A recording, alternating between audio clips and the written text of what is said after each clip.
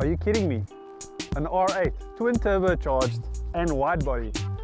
I swear this thing just came from Le Mans or some endurance racing championship. I just can't get enough looking at this car. But I suppose it's time to get to it, so let's have a closer look. So let's start with the exterior of the R8, which is the most striking piece. As you can see, it's got a full matte red, matte black paint setup. This is a paint setup, yes, not a wrap. And it's been given just to accentuate the wide body setup and give it that really Le Mans style look. Wheel setup, you're looking at a set of 20-inch Vossens front and rear.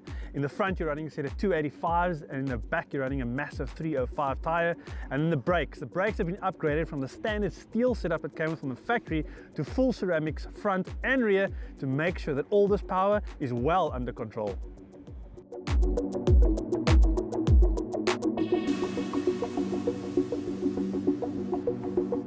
Up front, the R8 has seen a lot of work being done.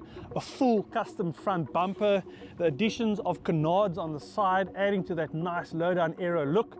A nice long spoiler, just bringing the nose down right onto the floor, and then the custom hood, which adds to the overall wide body look. Now, I know you might think that this is all look and just show, but it's not, I can assure you. The standard R8 has got radiators on the side to add obviously for cooling, but for extra cooling on the intake plenum and specifically for these twin turbocharged R8s, there's an extra radiator in the front, and that's why you need all of this intake being done. So there's some sort of method behind the madness.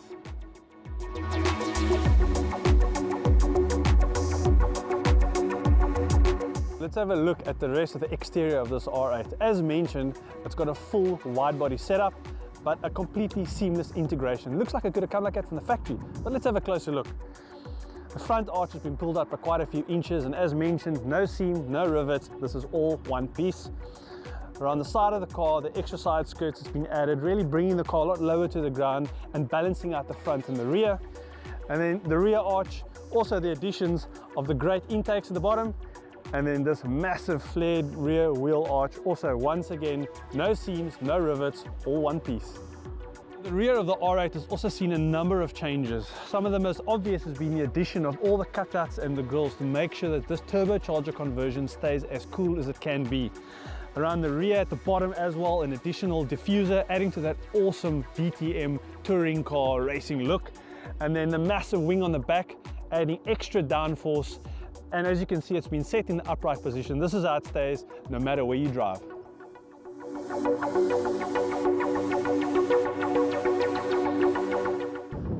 The heart of the R8 project, the V8. Seen a few nice upgrades, twin APR fuel pump setup, APR stud kit, uprated conrods, and the pistons forged from factory, no need to change that. And then the turbochargers, 5862 dual precision turbochargers, teal wastegates on the top and the blower valves at the bottom. The plenum, custom made here in South Africa, water-cooled setup, really adding to the overall performance of the car. And then the Cyvex ECU. So why they've gone with a specific ECU is a standard ECU here in South Africa. It's pretty much unhackable and completely different to the rest of the world. So that really makes all the little bits talk to each other. And now we get to the meaty part, the power. How much power does this car really make? Well, you might need to sit down for this. 1,000 horsepower. Yes, you heard right. 1,000 horsepower out of this insane R8 twin turbo project.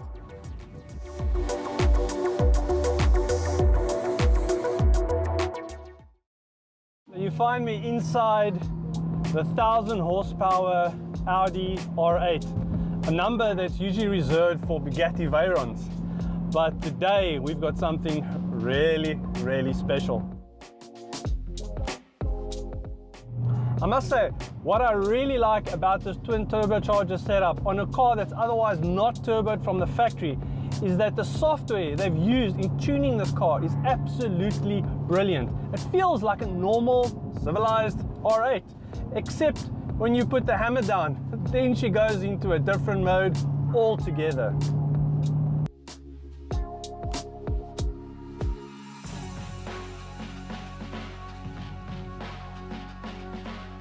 When it comes to the road holding of this R8, I can really feel the extra bit of downforce on the back with a massive wing. And when you're pushing this kind of power, you need all the help you can get.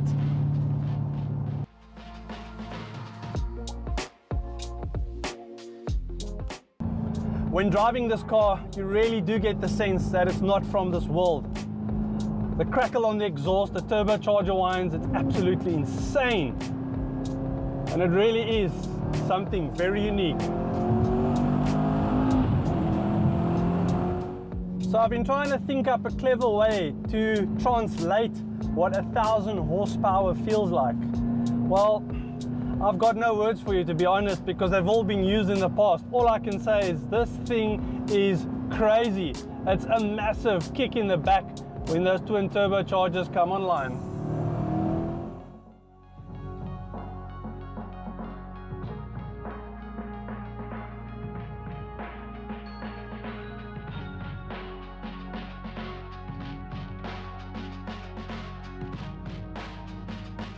So for me, this Audi R8 really represents the best of what tuning can be.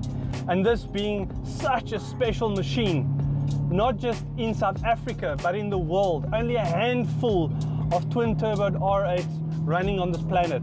And I'm really happy that we've got one of them right here at home in South Africa.